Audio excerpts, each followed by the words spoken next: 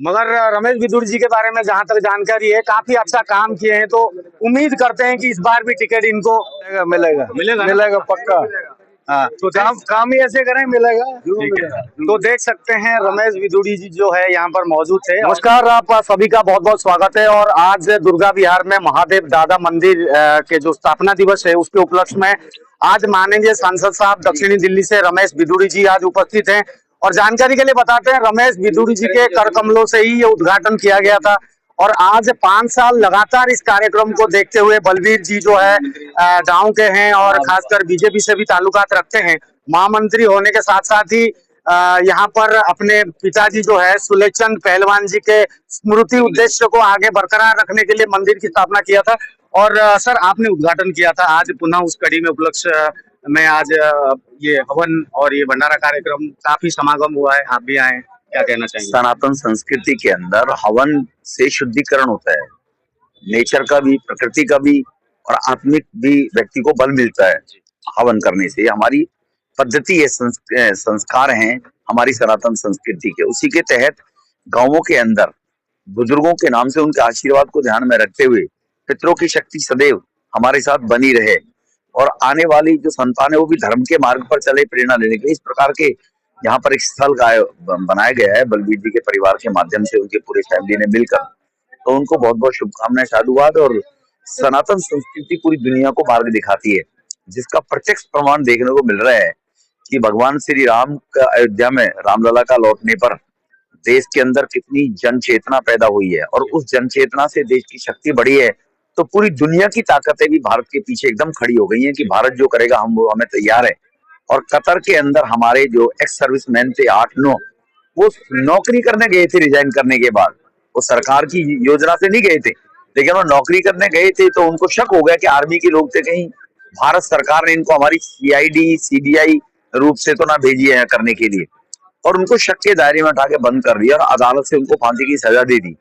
तो ये भारत की सनातन संस्कृति की शक्ति है कि कतर को मौत की सजा सुनाने वाली अदालतों के बावजूद उन लोगों को भारत भेजना पड़ा है। तो ये सनातन संस्कृति सदैव आगे बढ़ती रहे, इसी मानसिकता के। एक आगे और कड़ी जोड़ देते हैं, राम मंदिर प्राण प्रतिष्ठा। और मोदी जी ने शपथ लिया था कि जब तक मैं भूमि पूजन नहीं करूंगा तब तक अयोध्या में कदम नहीं रखूंगा।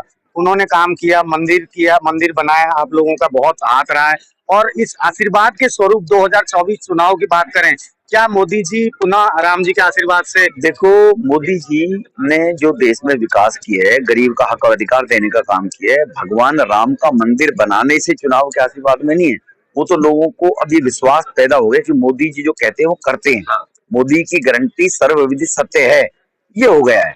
ऐसे लोगों का नहीं है सुबह कुछ बोलना शाम को कुछ बोलना, ऐसा नहीं है। तो इसीलिए मोदी जी ने जो जन कल्याण के, राष्ट्र के हित के, राष्ट्र को अग्रणी आगे बढ़ाने के 10 साल में जो हिस्टोरिकल निर्णय लिए हैं, ऐसे काम किए हैं, 3 तलाक का समाप्त कर देना, जम्मू कश्मीर में धारा 370 समाप्त हो जाना, सोचा भगवान राम का 500 साल के बाद मंदिर पुनर्निर्माण हो जाना, प्रतिष्ठान हो जाना। तो ये जो निर्णय मोदी साहब के द्वारा लिए गए हैं, देश के अंदर 10 करोड़ लोगों को उज्ज्वला से कनेक्शन दे देना, 13 करोड़ लोगों को शौचालय बनाना, 4 करोड़ गरीब लोगों को मकान बनाकर मिल जाना, ये सब चीजें हैं। उसके कारण मोदी जी 2024 में आशीर्वाद पूरे देश के 140 करोड़ जनता का लेंगे। लास्ट सवाल है, हमारे सभी आपके ही वोटर्स हैं, यहीं पे मौजूद है, इस बार क्या आप आशीर्वाद से पुनः मैदान में आएंगे और पुनः यशस्वी हमारे ना पार्टियां तय करती है। हमारी पार्टी का निर्णय होता है कि कौन किस काम को करेगा, कौन चुनाव लड़के वो काम करेगा, कौन संगठन का काम करेगा, कौन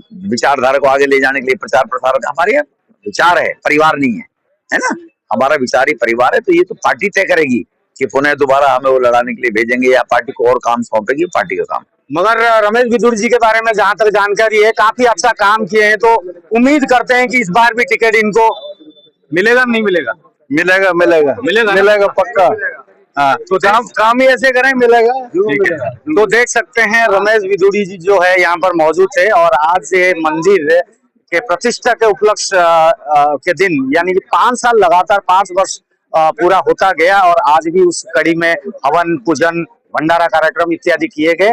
विदुर जी के साथ साथ तमाम सारे यहाँ पर कार्यकर्ता नेता भी लोग आए और स्थानीय जनता भी आए और इस भव्य कार्यक्रम को बहुत अच्छी तरीके से समापन किया।